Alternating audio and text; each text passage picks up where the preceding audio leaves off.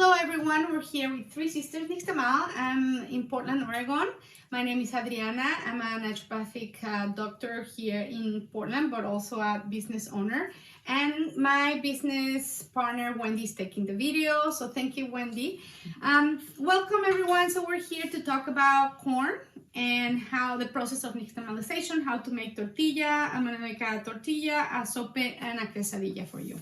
So one thing that it is very important to talk about is that many times people say the color corn is an Indian corn, but all corn is Indian. It's a grain of the Americas. It's a fantastic grain that the people in the Americas, indigenous people, figure out how to pair together with the corn to develop all the corns that we have now, from a little tiny grass called teosinte to now our wonderful corn.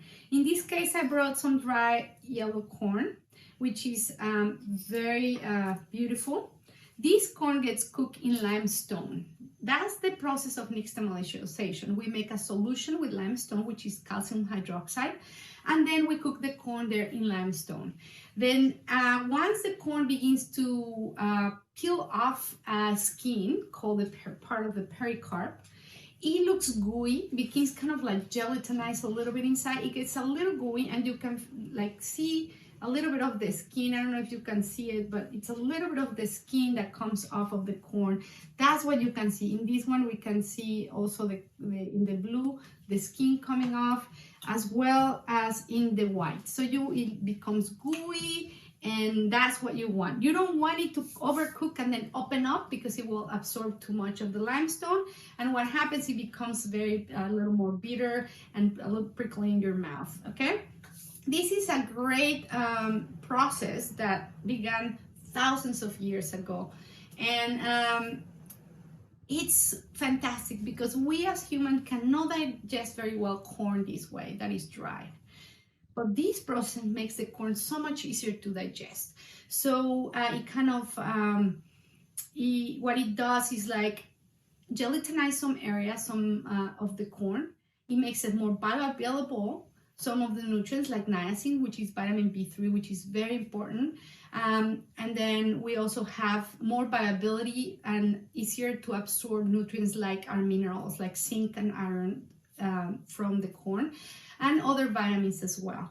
The corn also has fiber, which it's really good for our digestion, and also with the limestone increases calcium in our diet, which it's very important. They actually compare it with milk and in the diet and the corn cooking this way, and you get a lot of calcium. Also, you have to use a good quality limestone, which is for food processing. There is also limestone for construction. You don't want to use that, so you need to differentiate that. So now we're gonna talk about how we're gonna make tortillas. Well, before we get there, how do we get to the dough, to the masa? So once we cook the corn in the limestone, we grind in a stone mill. It's a wet milling, which is different than what the Europeans did. In the Americas, we did a wet grinding in a stone called metate, where we did a lot of our grinding of peppers and the corn and seeds and all that. We did it all in the metate. Now we have electric stones that we use now, okay? Then what we get from the grinding is a wet dough. It's never a flour. The flour is an industrialized process, okay? So it's always a dough. When you do it this way, you don't lose a lot of the nutrients. When you do it in an industrial process, you lose a lot of nutrients, okay? In this way, it's so much easier to digest. So what we're gonna do now is we're gonna make a tortilla with a yellow masa. I always tell people, have a little container of water, and you can knead the whole water and knead the whole masa, or you can just knead the amount of masa that you're gonna use. So in this case, we're gonna add moisture. You wanted it to be Play-Doh-like consistency, okay? It's soft and very pliable. You don't want it too wet where it's too sticky, okay? But you don't want it too dry that then your tortilla will break. So we're gonna use a tortilla press. You can do it by hand as well, but definitely by hand, you won't have a tortilla as thin. We have to have a plastic bag. In this case, I'm using a produce bag that works really great. And I'm gonna put my bowl there. The bowl doesn't have to be perfect, as you can see. You can make it perfect if you want, but it always comes out brown. Put your piece, press it. Also begin with a small size, like a walnut size. Don't want to make a big tortilla because it's really hard for people to begin. So we're gonna begin with a first tortilla. No, make it too thin. Sometimes you have to turn your tortilla and do it again, okay, depending on the press you have. In this case, I made perfectly with this press. It's a hardwood press, so you have to know also which presses you get. The best is cast iron or hardwood. How do you put your tortilla in your pan? My pan is already preheated. You need it preheated. If no, it's not gonna work. And then I'm gonna put it down. You can put it down this way, however is easier for you. In this case, I'm gonna put it this way. We're gonna have our tortilla here. We're gonna wait for it to begin losing some of the vapor. As you can see, you can probably see the vapor coming out. That's when I'm gonna turn my tortillas when I see the colors changing. It doesn't have to change the whole way, but we're gonna turn it and then we're gonna leave it that side. A tortilla, you turn it one more time than a pancake. In this case, we put it down, we turn it. This is the side that we leave the longer time, okay? So for like probably 30 seconds to a minute or so. If your tortilla is thicker, you need to leave it longer. If your tortilla is thinner, it will cook faster. So it just all depends. The same thing with the corn. When we're type of corn is how long we have to cook it, how long we have to soak it. All of this has also always intuition things that you have to use. In this case, we have a thinner tortilla, so I'm gonna look and turn. What happens if you turn it too soon? That's okay, you turn it again. It's not, you don't make such a mistake. Now my tortilla looks like it's looking really good. It's puffing already.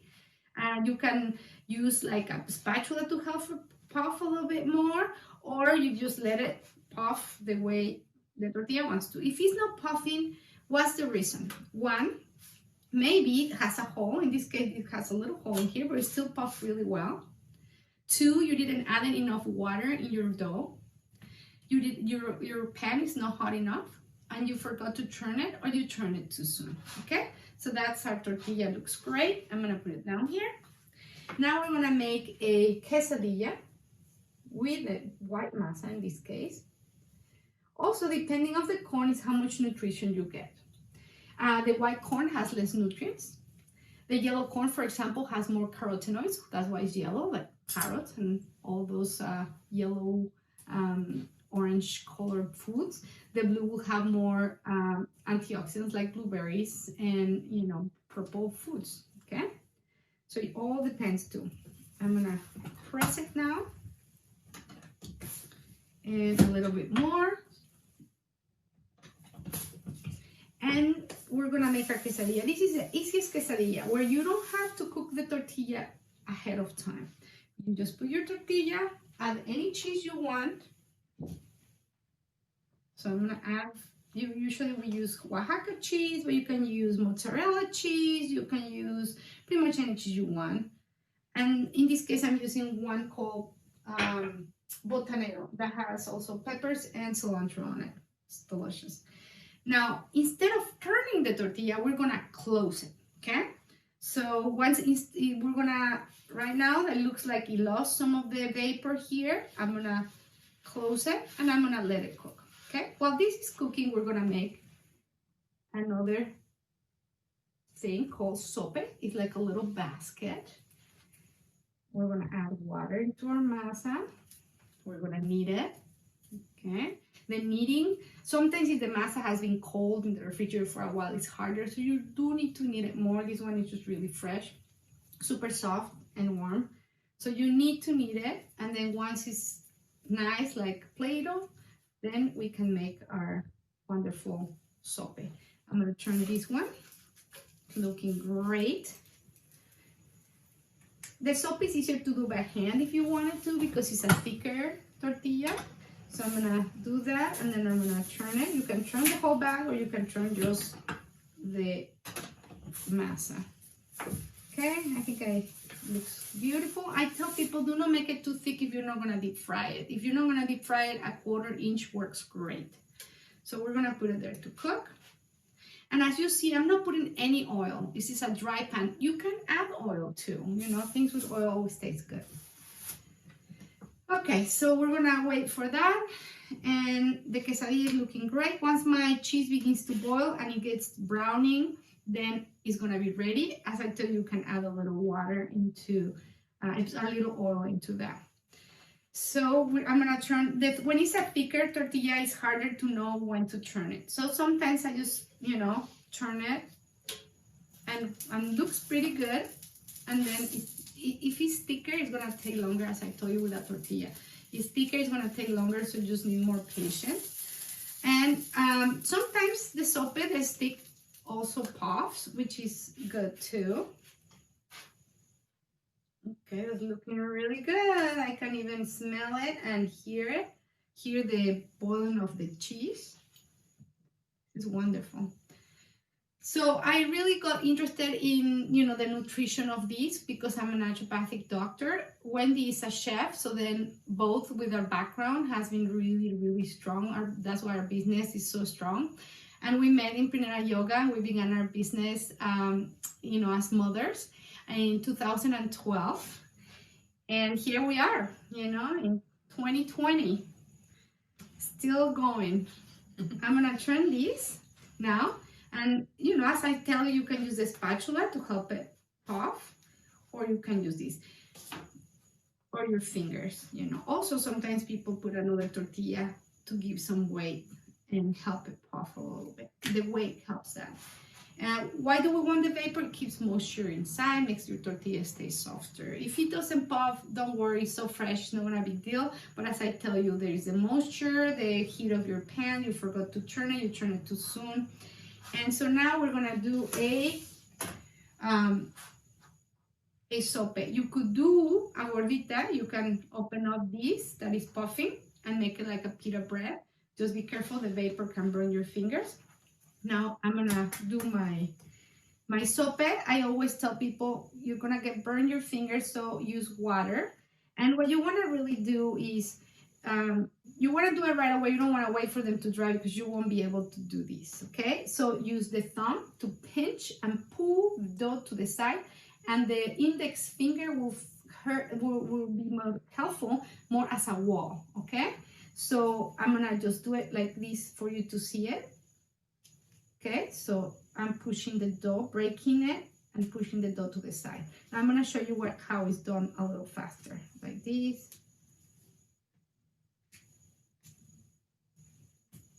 And that's what the sopa looks like. It's like a little basket. It's beautiful. And you can make it big or small, however size you want. So we're gonna bring here some beans. I have some beans, salsa, and some cheese. But in sopas, you can add many things. You can put beans, you can put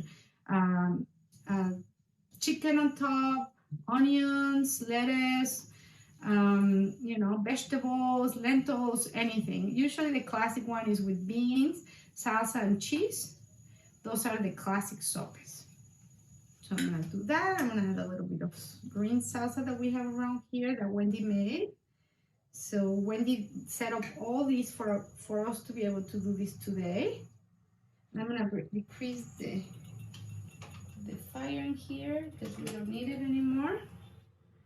And that is how it looks. It's beautiful and delicious. Thank you so much. So this is how we make a tortilla, a quesadilla, and a sope. And I hope this was helpful. And thank you so much for being with us here in Portland, Oregon with Three Sisters Nixtamal. Have a wonderful day.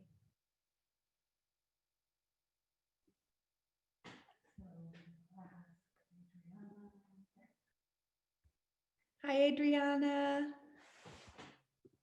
Hi, sorry. Okay. All right, so we're going to do a short Q&A. So if anybody wants to throw their question either in the chat or in the Q&A feature, we'll get to those now. Katerina asked, is there any alternative to limestone? Yeah, some communities use wood ash. So from their own wood that they cook, they use the wood ash, and I think it all depends where you live, what you have access to. So like in Oaxaca, Yucatan area, central of Mexico, there is limestone, so we use limestone. So I think it depends of where you're at. I know in a lot of places in the United States they use wood ash. So just tell, depending where your culture and where what you have access to. Awesome. Someone else was admiring your tortilla press and was wondering where they could find one.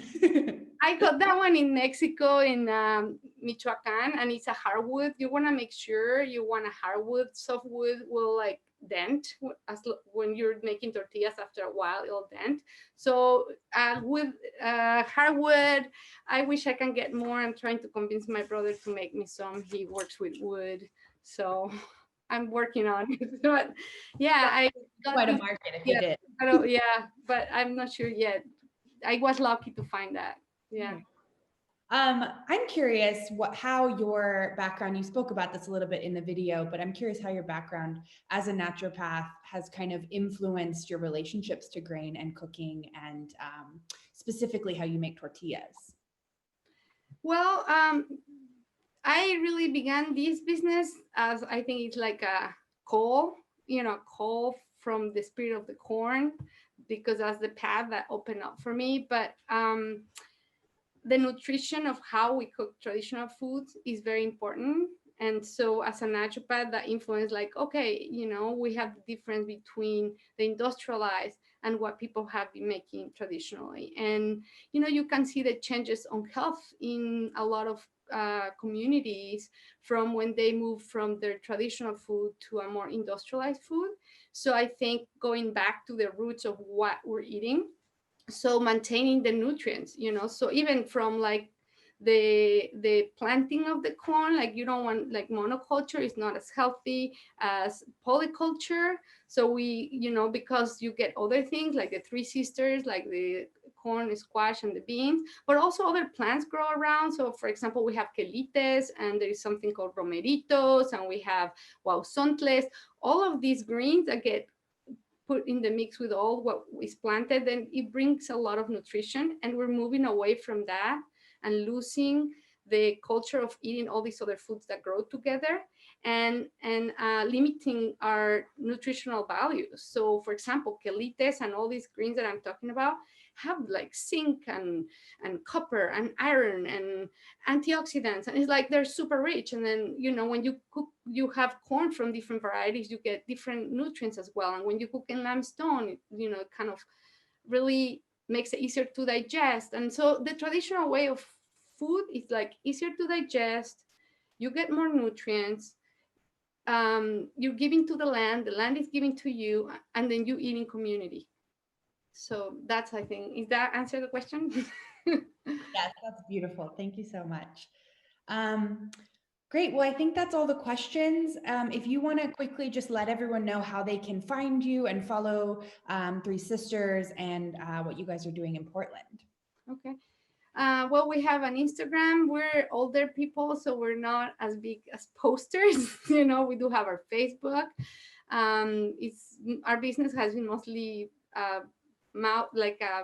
from person to person, but we do post. We try to post. We're getting my business partner's daughter, who's 15, to help us post more. Don't send us messages through Instagram, but yes, through our emails, and we'll answer. We just realized recently that we can get messaging through Instagram, so you can find some pictures there. You can call us. Our website is www.threesisterspdx.com, and we do great things with corn. We don't sell outside of like the Northwest for now, and some areas in Montana, because we're a perishable product, because we don't put chemicals, as our tortillas go bad if you don't refrigerate them. They get moldy. They get this pink mold. I just got a client recently from Mexico. She just moved to Seattle, and she's like, I got you tortillas and they have the pink mold. That's awesome. They're the real thing. I've been working with sustainable agriculture in Mexico with the corn growers, and that's exactly what a tortilla should do when it gets bad. It's like she was excited. So our tortillas are the real thing, Yes. Awesome. And I want you to see our video of how the process is. We have a video on our website of like the nixtamalization, and it's really awesome to see and understand them more, because people don't understand that it takes a couple of days to make a tortilla. It's not opening a flour and mixing it. It takes time. There is a lot of if the corn is different, we cook different. If the weather changes, we have to change the cooking. If the stones are sharp, then the masa is more powdery, harder to make tortillas. If it's more dull, it's more sticky. So it's always changing. So many people, I have an issue that people are like, well, this time a little stiffer than last time. Yeah, this is an artisanal way of, this is an art. This is you're working with what we have. Like, things change. It's like life. I always say corn teach you that life is like this. You have to go with what's happening at the moment and change and observe and use all your senses. Absolutely. Yeah. And we didn't have enough time to show that video, but we'll include it in our post-event email so everyone can find that there as well. Thank you so much, Adriana. It was great to talk to you. Well, and we're going to have a little break and then we'll move into our last session of the day. thank you so much. Thank Bye-bye, everyone. Bye.